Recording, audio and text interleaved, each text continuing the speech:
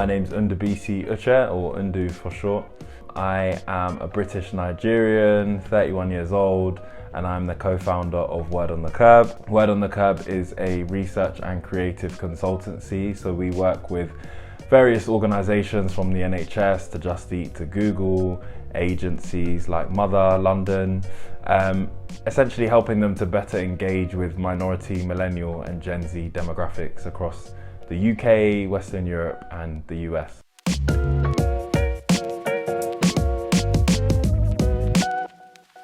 The three things really that have shaped my career, I think number one is just around networks, and kind of that links with just ultimately being kind to people and being quite nice and likable often goes a long way in careers.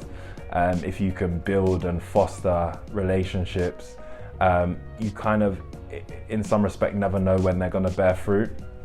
I guess they always say that your net worth is your network, and vice versa, and that definitely has rung true throughout both my time in an organisation and my time running a business.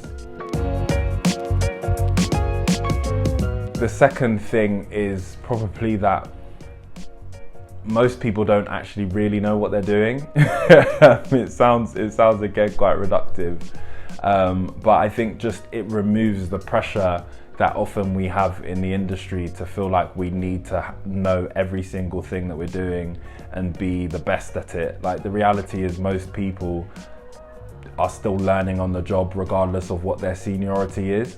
And so being able to kind of remove the barrier and the need to feel like you need to know every single thing and every single in and out of your business or your role or what have you.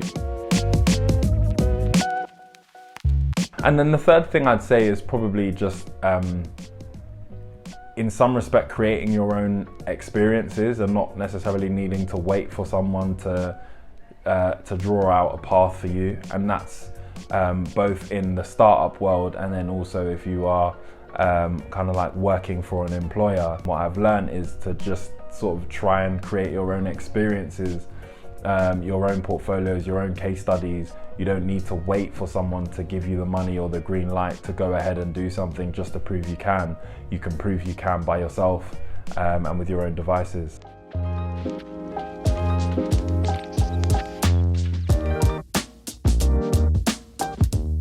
One is the creative industry at large, which is, I think, the consumer is starting to become a lot more savvy to the role that they have to play within marketing. And I think marketing organizations are starting to become more aware that they need the user-generated content of the consumer to kind of market more effectively. And we see, platforms like TikTok become very popular very quickly, I think, because what it does do is it democratizes creativity and it allows for everybody who is a creative individual, which I think is a majority of the world, and in fact everybody before they go to school and kind of creativity gets sucked out of you, but that's a conversation for another day. It allows for everybody to feel like they can make video content ultimately, which is what it is, for themselves, but the algorithm allows that to be proliferated to the masses, which other platforms didn't necessarily prioritize. And what that's allowed to do is just birth individuals who are very talented in what they do. And I guess to the point that I made earlier, give them the portfolio ultimately to showcase their creativity to brands, to agencies, to organizations who ultimately need to find more nimble, quick, on the ground, cheaper ways of creating mass media, which I think the best way in doing that is through the target audience themselves. So I think we're going to start to see more user-generated content central to marketing comms. I think the second thing, and again, I probably wouldn't call it a trend, but just AI, I think is something that is, we can't really escape because it's the reality. There's so many conversations around like how dangerous is it, how amazing is it, how much should we be worried.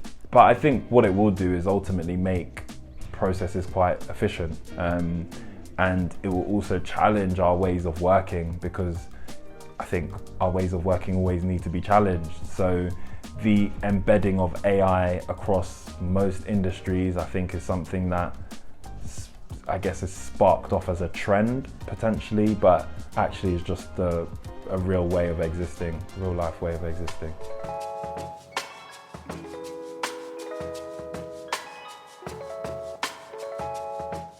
The person who inspires me most today is probably my wife.